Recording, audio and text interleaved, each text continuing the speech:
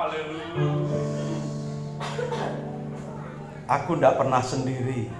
Ya Tuhan. Karena Engkau selalu menyertaiku. Amin. Aku bangga punya Allah seperti-Mu ya Tuhan Yesus. Engkau Tuhan yang ber-Immanuel, selalu menyertai kami umat-Mu. Engkau tak pernah tinggalkan kami. Iya Yesus. Engkau tidak pernah terlantarkan kami. Amin. Engkau selalu peduli dengan nasib dan kehidupan kami. Engkau tahu secara pasti setiap persoalan kami. Sebab itu Tuhan, kami bangga punya Allah seperti ini. Karena kami bangga kepada-Mu Tuhan, kami mau duduk diam di hadapan-Mu, mendengarkan sabda-Mu. Bersabdalah Tuhan, kami siap menerima firman-Mu.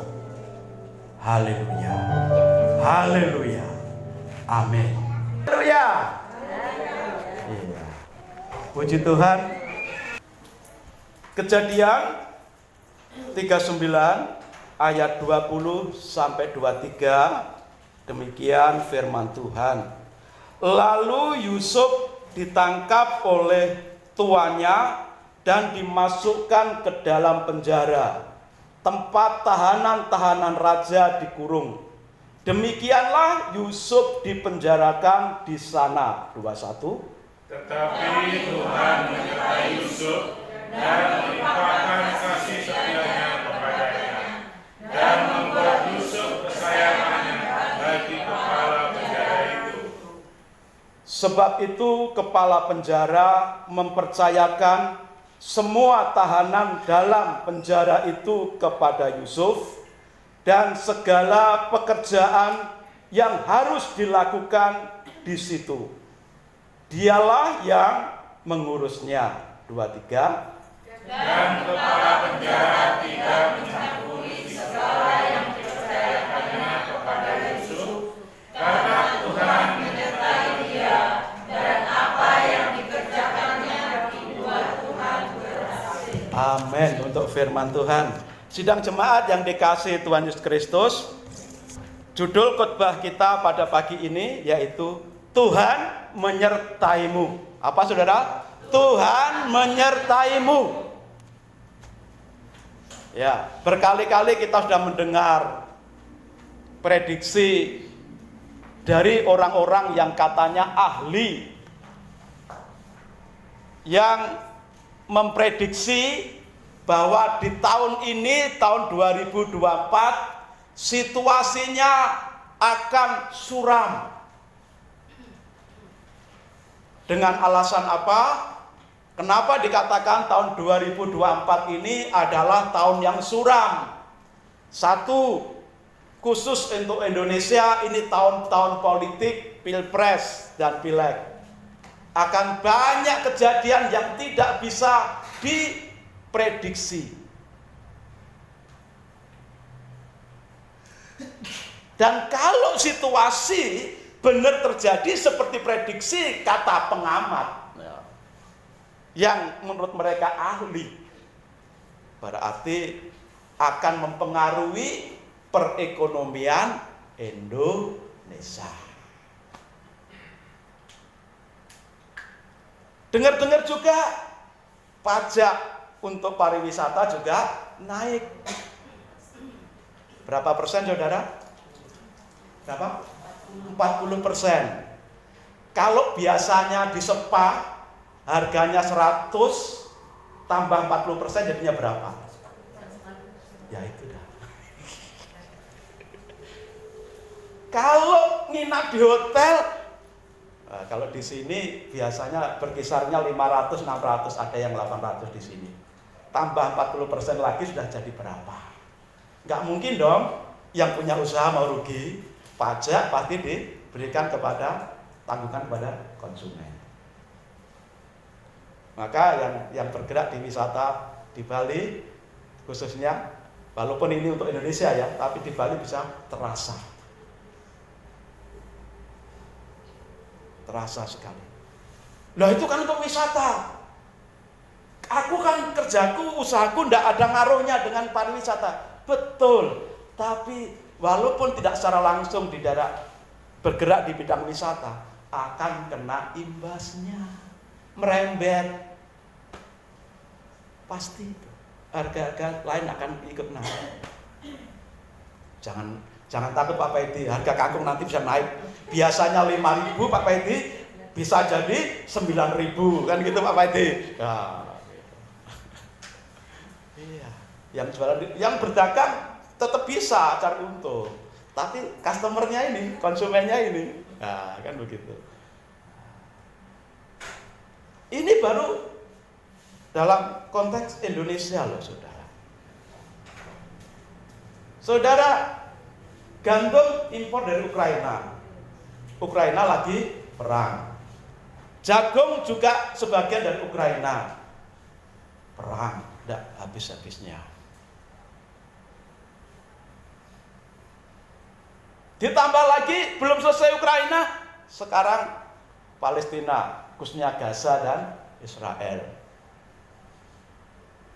Imbas dari perang Palestina dan Israel, Laut Merah jadi kacau. Apa hubungannya dengan ekonomi kita? Perdagangan yang kapal-kapal kargo itu melewati terusan Suez, Laut Merah, dan di situ dicegat oleh pasukan Houthi dari Yaman. Walaupun ada ya tentara gabungan, kebobolan beberapa kali masih rawan.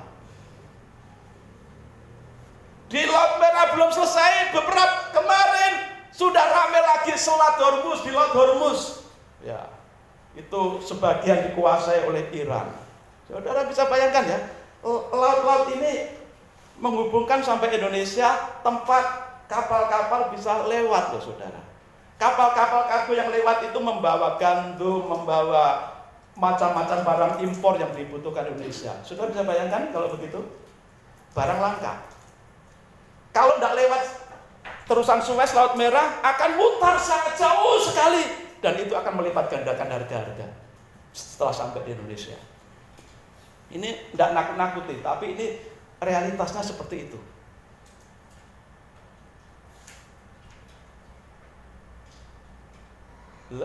Tadi memang prediksi para pengamat, para ahli. Tapi apapun prediksi itu, saudara, Tuhan katakan kepada Yusuf, kepada Maria, dan kepada setiap kita, jangan takut. Apa saudara? Jangan takut. Karena apa? Tuhan menyertai saudara sekalian dan saya. Amin. Belum sampai prediksi itu melewati bulan Februari, masuk bulan Januari, gereja kita juga dapat bom. Bukan bom, itu saudara, nanti online masalahnya. Ya. Apa saudara yang saya maksud tadi? Kenaikan harga 40%. Dari 600.000 jadi 1 juta. Yang 600 ini istilahnya orang Jawa, Allah kuwato iso bayar sekian tahun, di sini 600.000. Allah kuwato Gusti berkati, kan ngono saudara. Tuhan memampukan. Lah sekarang belum melewati Januari, masuk Januari sudah dem. Tidak bisa digoyang, tidak bisa digeser, 1 juta. Ya saudara, kita kembali ke firman Tuhan, jangan takut. Jemaat Tuhan di Bethlehem, jangan takut dengan kenaikan 40%, karena Tuhan menyertai. Tuhan menyertai. Lagu tadi bagus sekali saudara. Tapi jangan pemotongannya, refnya jangan salah saudara. Coba ditampilkan potongan yang terakhir tadi. Ku bergumul sendiri Sebab Allah peduli. Yang itu jangan diulang-ulang, mulainya jangan dari situ, saudara. Jangan mulainya dari bergumul sendiri, saudara. Kalau kita ulang-ulang dari bergumul sendiri, itu akan tertanam dalam hati dan pikiran kita loh. Dipotong, coba naik sedikit. Atau langsung ke bawah. Sebab Allah mengerti. Itu boleh. Tapi kalau dipotong, ku bergumul sendiri. Walaupun disambung dengan bab Allah mengerti, tapi kan seperti tidak ada kaitannya. Tapi kalau potong coba ini. Tak akan pernah dibiarkannya ku bergumul sendiri, sebab Allah mengerti. Enak mana kalau dinyanyikan? Betul? Ayo diulang lagi, Mbak Operator. Mulai yang tadi.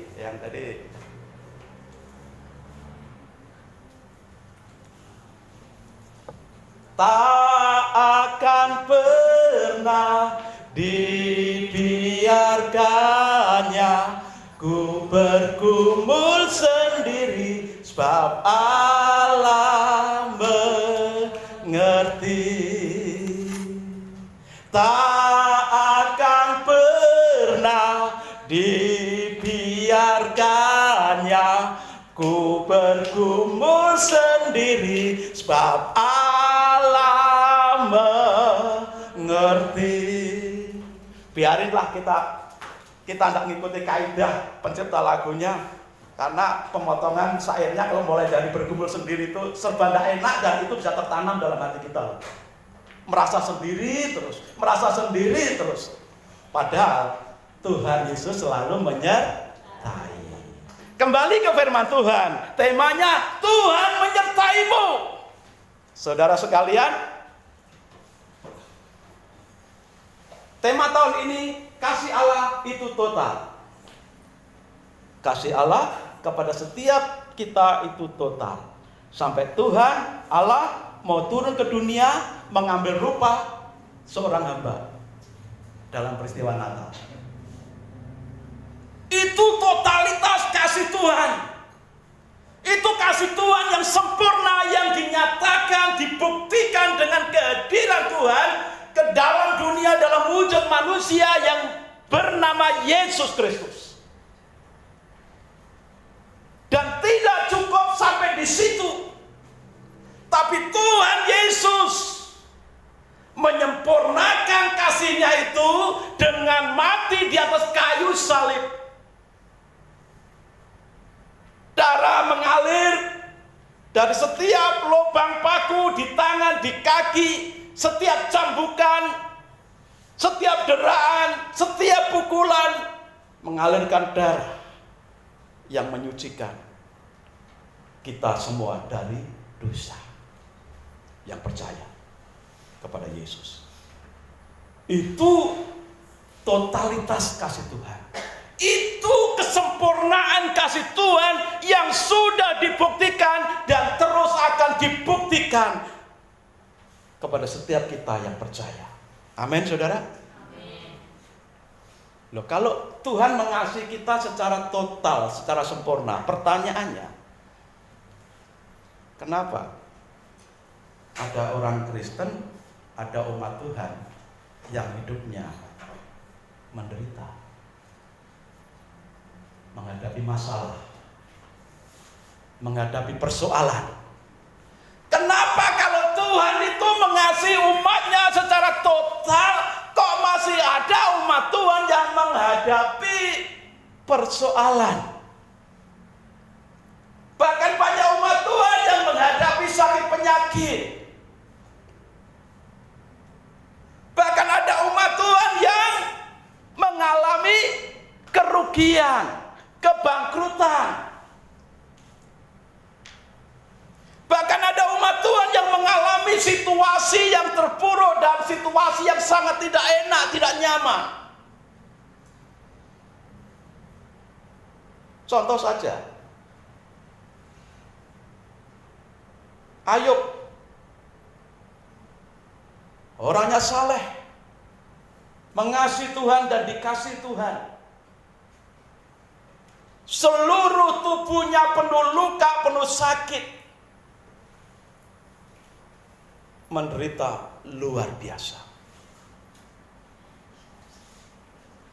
Anak-anaknya mati. Teman-temannya menfitnah bahwa Ayub sudah melakukan hal yang tidak benar.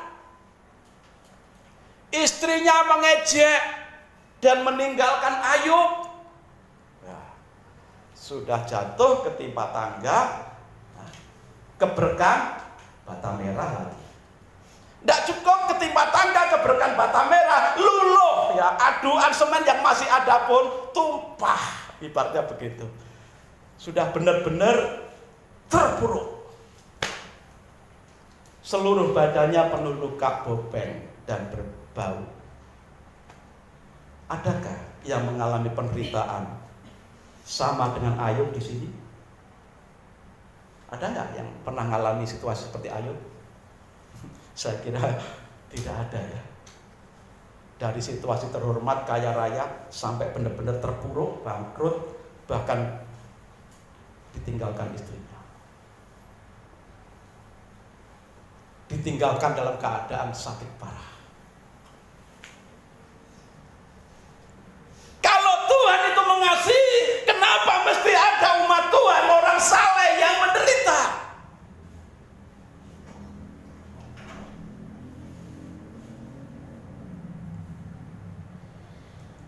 Tuhan menyertai saudara dan saya. Tuhan menyertai Ayub juga. Dan lihat akhir hidup Ayub. Akhirnya mengalami berkat Tuhan berlipat kali ganda. Semua yang Tuhan izinkan umatnya lalui, alami, walaupun itu sepertinya sangat buruk sekali. Tetapi kalau itu dalam rencana Tuhan, Tuhan punya maksud besar untuk setiap umatnya, termasuk saudara dan saya. Kembali ke firman Tuhan yang kita baca tadi, Yusuf saat itu mengalami situasi yang tidak enak. Dibuli oleh saudara-saudaranya, dimasukkan ke dalam sumur, dijual kepada orang Ismail, dijual lagi kepada Potifar. Di rumah Potifar difitnah oleh istri Potifar, lalu ditangkap, dimasukkan ke penjara. Nah, enak nggak situasi seperti itu, saudara? Nggak enak. Situasi yang sangat tidak enak dialami oleh Yusuf, dan itu Tuhan izinkan terjadi dialami oleh Yusuf. Jadi ketika saudara dan saya itu disertai Tuhan dan dikenal sebagai umat yang dikasihi oleh Tuhan, bukan berarti hidupmu, hidupku, hidup kita yang pengikut Yesus itu lancar-lancar saja. Begitu buka usaha langsung bek lancar. Enak saudara ya kalau gitu ya. Begitu sakit, Tuhan Yesus sembuhkan aku, langsung sembuh.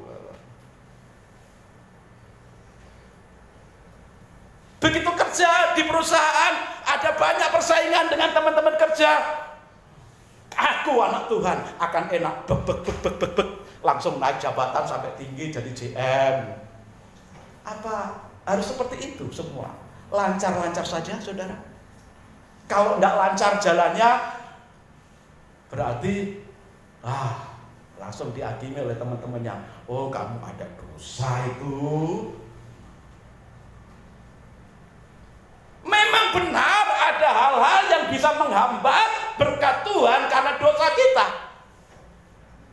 Tapi bisa juga terjadi di dalam kehidupan saudara dan saya yang mengikuti Tuhan dengan setia dan dikasih Tuhan. Tuhan izinkan mengalami situasi seperti Yusuf, seperti Ayub. Itu bagian dari proses Tuhan untuk kemuliaan nama Tuhan pada akhirnya. Nah, kita belajar dari pembacaan kita tadi. Yusuf di penjara tapi bisa berhasil. Di akhir ayat 23 tadi dikatakan demikian. Dan kepala penjara tidak mencampuri segala yang dipercayakannya kepada Yusuf, karena Tuhan menyertai dia dan apa yang dikerjakannya dibuat Tuhan berhasil. Saudara kalau baca itu pasal ini dari awal, saudara akan perhatikan Ayub disertai Tuhan. Tuhan membuat Ayub berhasil. Yusuf berhasil. Tuhan menyertai Yusuf sehingga Yusuf dibuatnya berhasil. Segala yang dikerjakannya berhasil. Itu diulang-ulang dalam pasal 39 ini. Jadi dari kisah Yusuf yang kita baca sepotong ini dari ayat 20 sampai 23 ini, kita ini bisa belajar banyak hal mengenai kehidupan kita yang dikasihi oleh Tuhan. Bukan berarti semua lancar-lancar saja, tetapi Tuhan izinkan kita menghadapi seperti Yusuf. Masa-masa kita dihadapkan dengan persoalan hidup. Seperti di penjara, seperti orang tahanan. Enak nggak saudara ditahan atau di penjara itu? Siapa yang pernah di penjara di sini? Angkat tangan. Nggak ada ya? Siapa yang pernah di penjara, suaminya atau istrinya dalam rumah nggak boleh keluar? Mau keluar sedikit, jangan keluar terus. Siapa yang pernah di penjara istrinya nggak boleh keluar, atau di penjara suaminya nggak boleh keluar? Anak-anak siapa yang di penjara bapaknya nggak boleh keluar? Angkat tangan, Chloe, angkat tangan.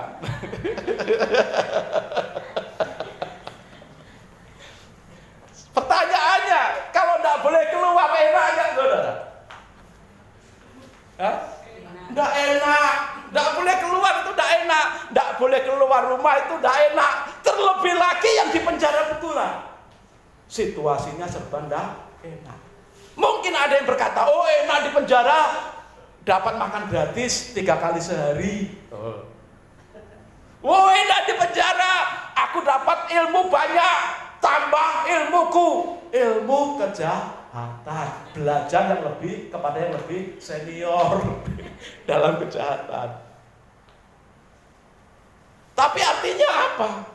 Di penjara itu tidak enak. Jadi orang tahanan itu tidak enak. Yusuf juga mengalami situasi tidak enak. Dia ditangkap, dimasukkan ke penjara sebagai orang tahanan. Bukan karena kesalahannya, tetapi karena difitnah oleh istri Potifar. Ditangkap, di penjara bukan karena kesalahannya, tetapi karena berpegang teguh kepada kebenaran firman Tuhan. Nah, kita belajar dari Om Yusuf ya, bagaimana dia disertai oleh Tuhan. Penyertaan Tuhan dalam kehidupan Yusuf bisa kita pelajari dan kita contoh. Sehingga apa?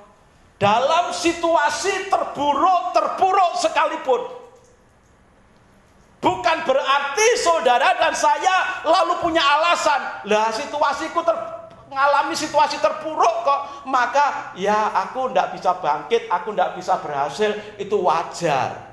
Saudara di dalam Tuhan Yesus, percaya Tuhan Yesus menyertaimu. Situasi seburuk apapun, situasi terpuruk seperti apapun, selama Tuhan menyertai, akan terjadi banyak hal yang ajaib dalam hidupmu.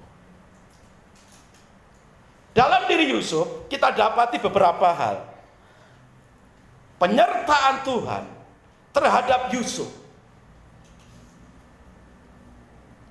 Karena Yusuf disertai Tuhan, maka hidupnya beda dengan para tahanan yang lain. Kalau saudara dan saya disertai Tuhan, walaupun situasi awalnya sama, mengalami krisis ekonomi, mengalami situasi yang serba tidak enak, yakinlah, kalau saudara disertai Tuhan dalam situasi terburuk yang dialami oleh seluruh dunia ini, saudara akan dibedakan dari yang lain.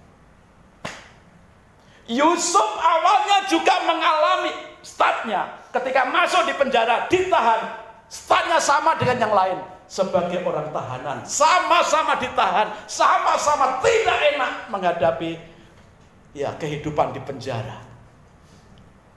Tetapi karena Tuhan menyertai Yusuf, apa yang terjadi? Yusuf dipercaya oleh kepala penjara. Ayatnya di mana tadi, saudara? Ayo kita baca. Ayat 21. Tetapi Tuhan menyertai Yusuf dan melimpahkan kasih setianya kepadanya dan membuat Yusuf kesayangan bagi kepala penjara itu.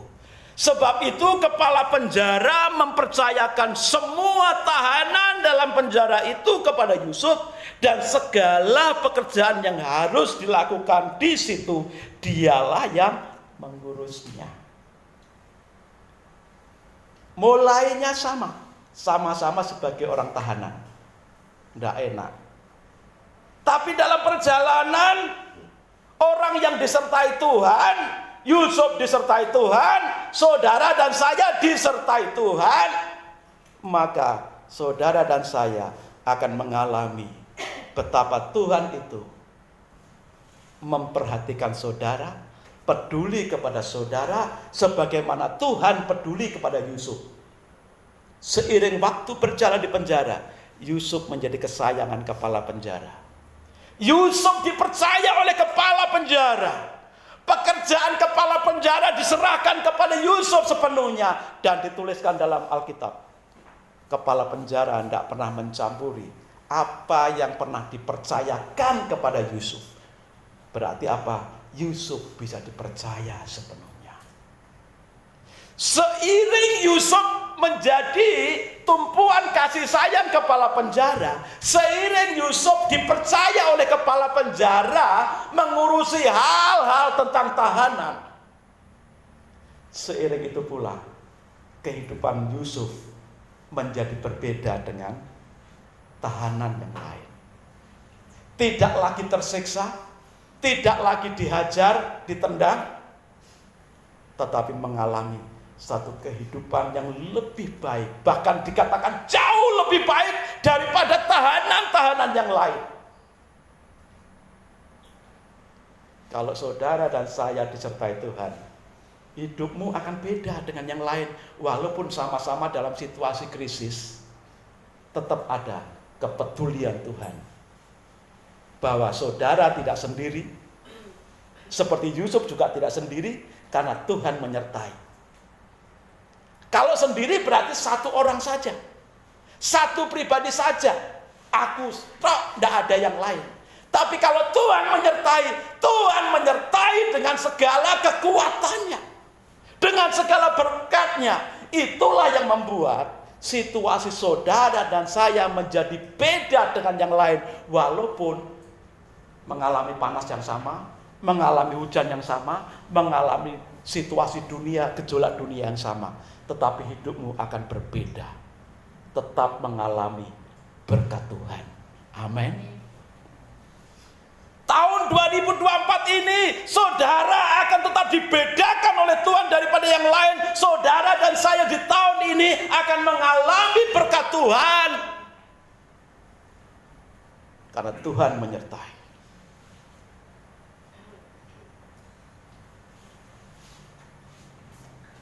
Hal yang kedua, orang yang disertai Tuhan dimampukan menjalani berbagai persoalan hidup.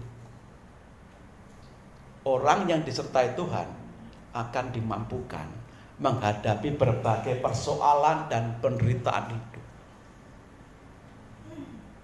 Kembali ke kisah Yusuf, saudara. Dari awal dia sudah dibully oleh saudara-saudaranya sendiri. Dijual, teganian. Saudara-saudaranya menjual Yusuf. Dia berhasil menjadi orang kepercayaan Potifar. Tega-teganya juga istrinya memfitnah dia.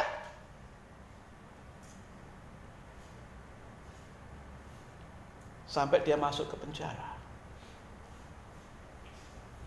Tapi apakah Yusuf mengeluh? Menyesali nasibnya? Apakah Yusuf berontak kepada Tuhan? Apakah Yusuf marah sama Tuhan? Tuhan, Engkau tidak adil. Aku ini sudah hidup saleh, mengikuti firman-Mu, tapi aku selalu menghadapi hal-hal buruk seperti ini, dipecundangi, dibully oleh saudara-saudaraku. Tuhan, mana penyertaan-Mu? Apakah begitu, Yusuf? Enggak. Yusuf dimampukan oleh Tuhan. Walaupun dibully, dimasukkan ke sumur, dijual, difitnah, diperlakukan yang sangat tidak baik, tapi Yusuf dimampukan oleh Tuhan untuk memikul semua beban, persoalan, penderitaan yang harus dia alami. Tuhan mampukan. Jadi kalau Tuhan menyertai Yusuf, Tuhan memampukan Yusuf. Kalau Tuhan menyertai saudara sekalian akan disertai oleh Tuhan dan dimampukan oleh Tuhan. Hari-hari ini apa persoalanmu? Hari-hari ini apa yang menjadi penderitaanmu? Hari-hari ini apa yang menjadi masalahmu? Tuhan menyertaimu, Tuhan memampukanmu.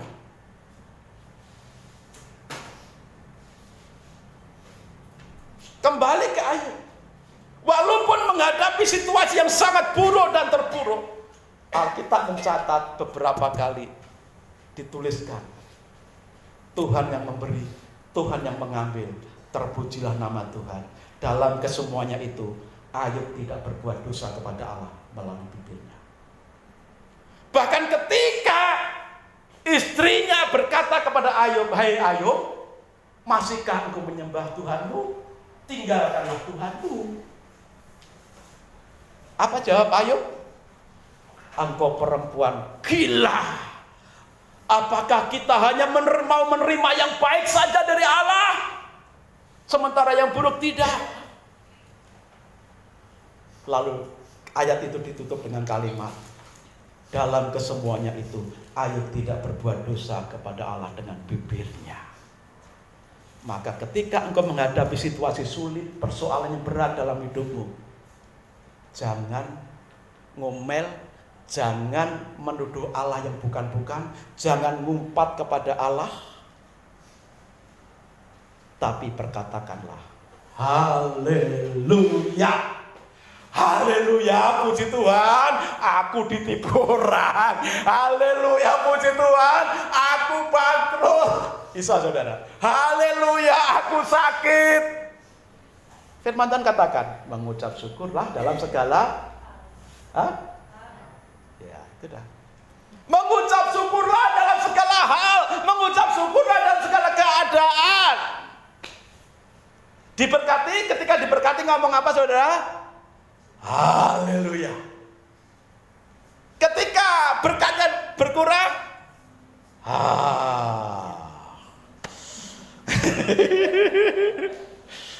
ketika bangkrut, ketika di PHK, ketika mengalami situasi sulit, haleluya. Kan gitu.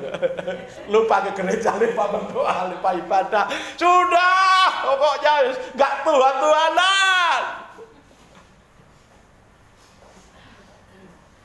Tapi orang yang disertai Tuhan, seperti Yusuf disertai Tuhan, Tuhan akan memampukan untuk terus setia kepada Tuhan. Memikul beban, memikul tanggung jawab, menghadapi persoalan dengan kekuatan Tuhan.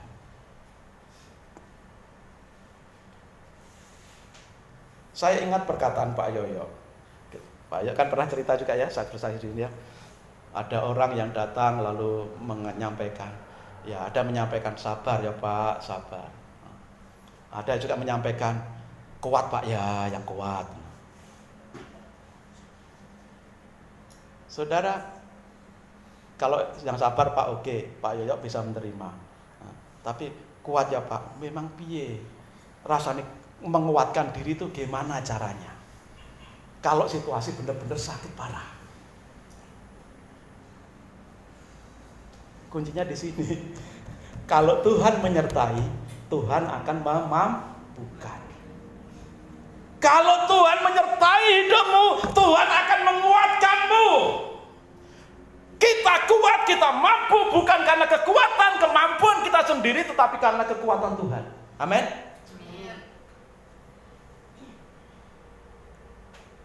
Terkutuklah orang yang mengandalkan manusia, kekuatan manusia. Tapi diberkatilah orang yang mengandalkan Tuhan. Kekuatan saudara, kemampuan saudara untuk menjalani hari-hari ini walaupun berat, itu karena datang dari Tuhan Yesus. Hal selanjutnya, orang yang disertai Tuhan, hal yang ketiga, itu akan semakin terbukti kualitas imannya, semakin memancar terang di tengah persoalan hidup. Orang yang disertai Tuhan, kualitas hidupnya akan semakin terlihat. Orang yang disertai Tuhan, kualitas imannya semakin memancar.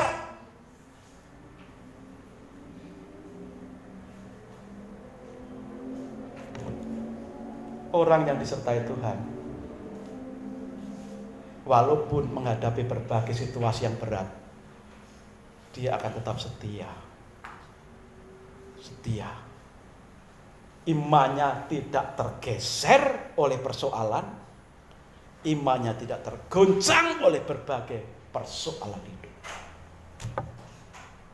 Yusuf bertubi-tubi menghadapi situasi yang buruk dalam hidupnya, tapi imannya tidak goncang, imannya tidak tergeser.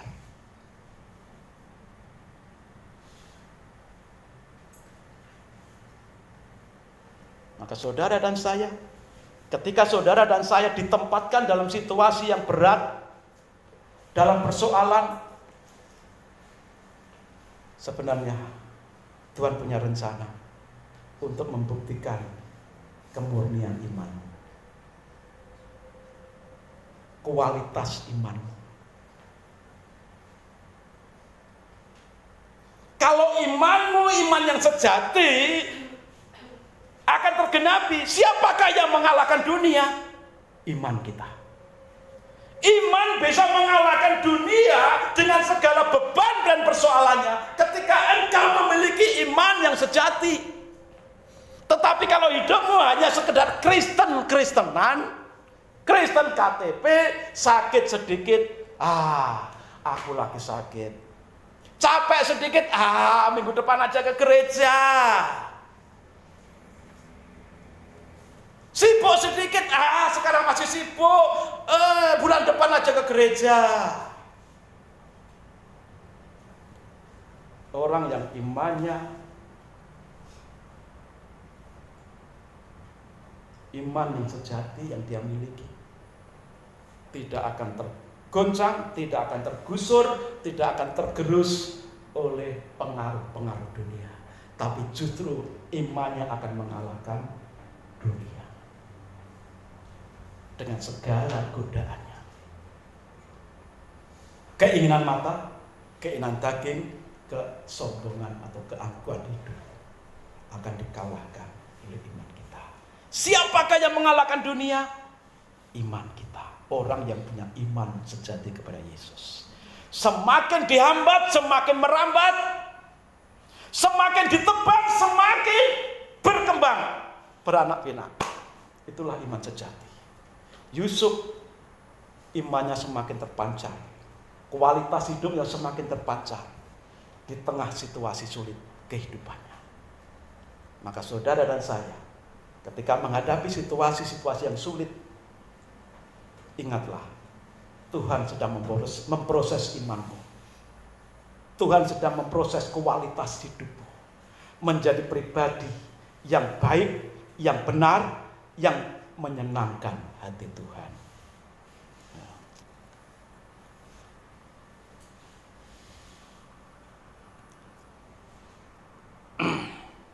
Orang yang disertai Tuhan akan menjadi penyalur berkat bagi orang lain. Jadi kalau orang disertai Tuhan dalam berbagai penderitaan, kesulitan, satu, dia dibedakan oleh Tuhan, akan tetap mengalami berkat Tuhan, walaupun dalam situasi krisis akan tetap mengalami berkat Tuhan. Orang yang disertai Tuhan bukan hanya diberkati, dibedakan dengan orang lain, tapi juga akan dimampukan oleh Tuhan untuk mengalami situasi itu.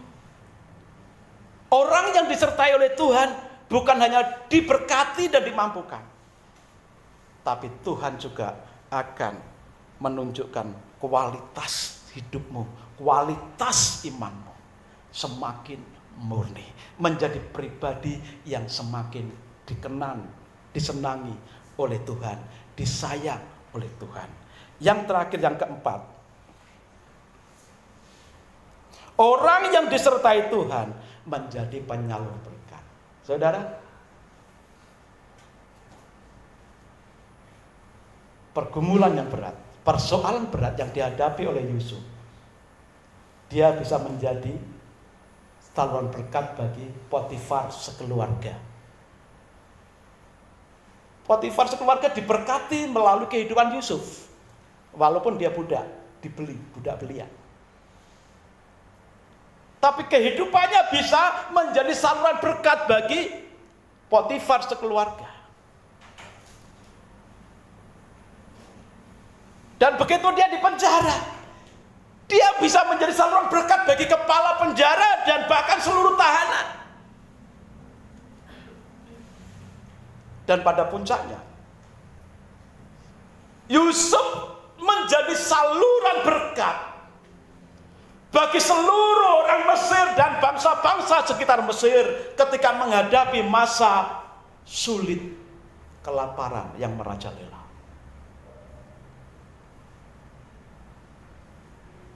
Justru dari penjara itulah Tuhan angkat Yusuf menjadi orang nomor 2 di Mesir pada zamannya. Semua kekuasaan diberikan kepada Yusuf kecuali tahtanya saja, tahtanya Firaun saja yang dikecualikan. Betapa besar kuasanya Yusuf pada waktu itu. Dan melalui kedudukannya ini, Yusuf menjadi saluran berkat bagi seluruh bangsa Mesir dan bangsa-bangsa di sekitarnya yang menghadapi krisis pangan dalam masa yang panjang, 7 tahun. Dan Yusuf juga menjadi saluran berkat bagi saudara-saudaranya yang pernah membuli dan menjual Yusuf. Keluarga besarnya dijaga, dipelihara oleh Tuhan melalui Yusuf. Sehingga pada akhirnya Yusuf berkata, memang betul, engkau mereka-rekakan yang jahat kepadaku, tapi Tuhan sanggup mengubah rencana jahatmu untuk menjadi kebaikan kita semuanya. Jadi kalau saudara dan saya dijahati orang, percayalah, Tuhan sanggup ubahkan rencana jahat siapapun yang ditujukan dalam hidupmu, dalam keluargamu, dalam usahamu. Tuhan sanggup ubahkan yang jahat itu menjadi kebaikan siapa saja. Saudara akan dipakai menjadi saluran berkat bagi orang lain, bagi banyak orang. Amin, saudara. Sekarang pertanyaan terakhir. Kalau tadi bagian terakhir, orang yang disertai Tuhan itu 1, 2, 3, 4. Nah sekarang, bagaimana supaya saudara dan saya disertai Tuhan seperti Yusuf? Ini persoalannya. Bagaimana supaya saudara dan saya disertai Tuhan seperti Yusuf disertai oleh Tuhan?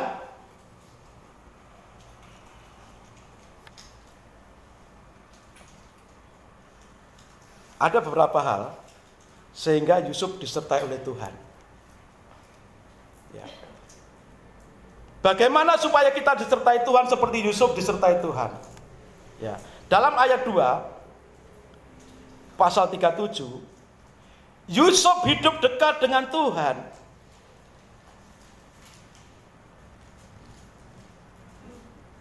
Di sana disebutkan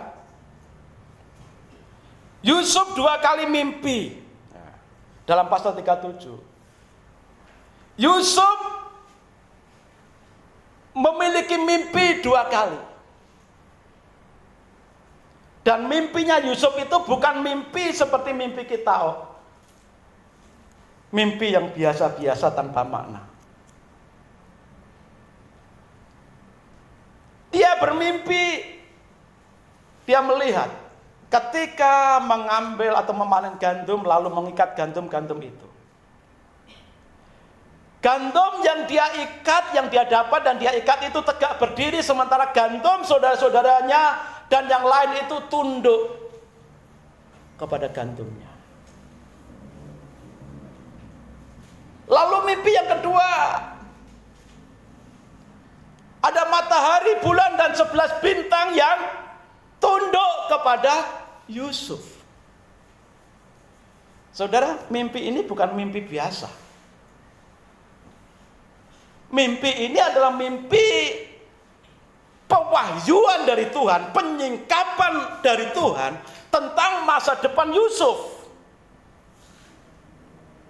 Ini mimpi bukan mimpi sembarangan, tapi mimpi sebagai wujud penyingkapan pewahyuan dari Tuhan mengenai kehidupan Yusuf di masa yang akan datang.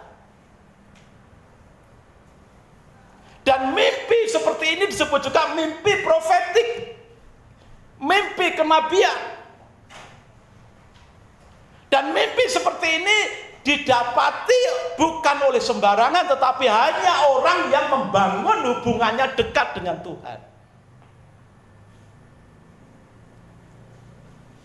Mimpi yang memiliki makna yang besar yang dari Tuhan itu hanya didapatkan ketika Yusuf membangun hubungan yang dekat dengan Tuhan. Ketika saudara dan saya membangun hubungan dekat dengan Tuhan, saudara juga akan mengalami mimpinya tidak sama dengan Yusuf, tetapi saudara akan mengalami penyertaan Tuhan karena saudara dan saya membangun hubungan dekat dengan Tuhan. Maka bangunlah hubunganmu dengan Tuhan sedekat-dekatnya, seakrab-akrabnya dengan Tuhan. Melalui apa? Setia berdoa, setia beribadah, setia melayani. Doamu berapa kali sehari? 3 kali, Pak. Ada jawab 5 kali. Doa makan, pagi sarapan, siang doa siang, makan siang, doa makan malam 3 kali. Yang 5 kali doa makan pagi, doa makan siang, doa makan malam, plus doa mau tidur dan doa bangun tidur. Tuhan Yesus terima kasih berkat-Mu ini, amin. Tuhan Yesus terima kasih berkat-Mu siang ini, amin. Tuhan Yesus terima kasih untuk berkat-Mu malam ini, amin. Kami akan makan. Terima kasih Tuhan, kami sekarang mau tidur, berkati dan sertai kami, jagai kami, amin. Tuhan Yesus, kami terima kasih, mengucapkan terima kasih Engkau menjagai kami dalam istirahat kami sepanjang malam ini, haleluya, amin. Sudah 5 kali kan doanya? Udah. Ya, untung-untung masih berdoa 5 kali, 3 kali, artinya masih eling kan gitu. Tapi mbok yao jangan cuma kayak orang laporan, ya.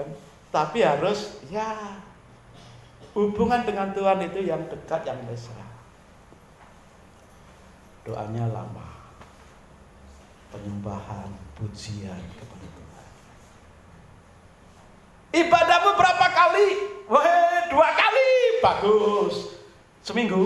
Enggak, setahun 2 kali ibadahnya. Waduh, gimana mau disertai Tuhan? Ayo, kalau gereja kita ini ada ibadah minggu, ada ibadah hari Rabu yang ini minggu depan ini mulai aktifan lagi. Ada tunas remaja atau PA anak hari Kamis malam juga ada pemuda. Ayo bergiat untuk berbakti kepada Tuhan, beribadah kepada Tuhan. Ayo setia melayani, ayo rajin melayani Tuhan. Bangun hubunganmu dengan Tuhan. Sehingga penyertaan Tuhan itu nyata dalam hidupmu. Seperti Yusuf disertai Tuhan. Dan Yusuf disertai Tuhan karena membangun hubungannya dekat dengan Tuhan. Sehingga masa depannya pun sudah ditunjukkan jauh-jauh hari. Dalam pasal 37 itu umurnya baru 17 tahun. Waktu dia mimpi itu.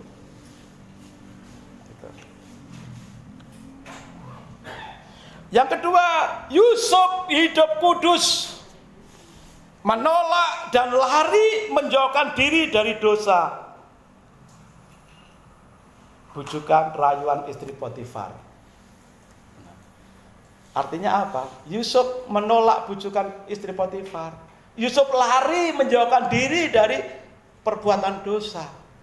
Walaupun pada akhirnya ditangkap, difitnah. Di sini kita belajar. Dia disertai Tuhan karena memang dia terus berpegang kepada firman Tuhan. Apa yang diperintahkan Tuhan, dia tekun kerjakan. Apa yang dilarang oleh Tuhan, Yusuf tidak mau melakukannya karena dilarang oleh Tuhan. Jangan berzina, jangan mencuri, dan sebagainya. Yusuf pegang teguh firman Tuhan.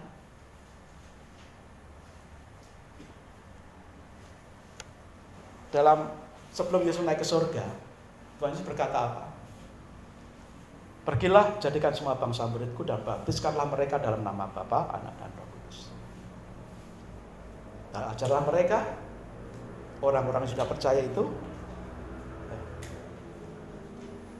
menurut sesuai yang tertulis dalam firman Tuhan. Lalu kalimat terakhirnya, dan ketahuilah, aku menyertai kamu sekalian sampai kesudahan zaman.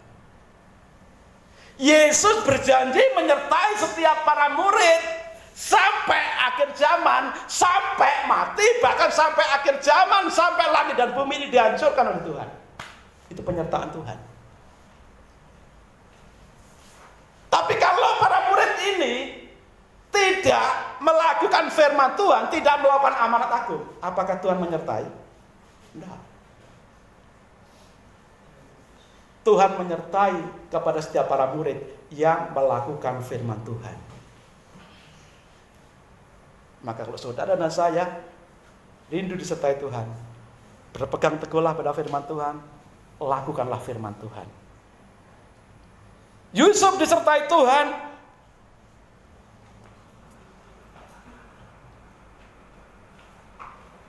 karena dia mau belajar. Belajar bekerja.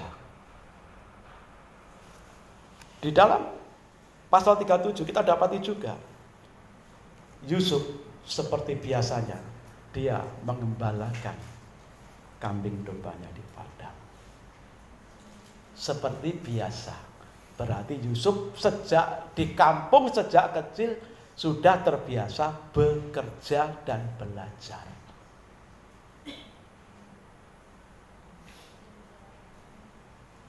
Kalau Yusuf tidak pernah biasa bekerja di rumah, Yusuf tidak akan pernah tahu pekerjaan di luar rumah. Kita bisa mengerjakan pekerjaan di luar rumah kalau di dalam rumah kita terbiasa bekerja. Anak-anak muda, anak-anakku semua, kesuksesan di luar rumah, di tempat kerjamu, di tempat usahamu, dimulai dari rumah. Kalau terbiasa kreatif, aktif di rumah, melakukan hal-hal yang kelihatannya remeh di rumah, memanage keadaan rumah, mengatur rumah, maka pasti di tempat kerjamu juga engkau akan terbiasa bisa mengatur, mengelola apa yang dipercayakan di tempat kerjamu, di tempat usahamu. Semua dimulai dari kebiasaan Setia dalam perkara yang kecil di rumah.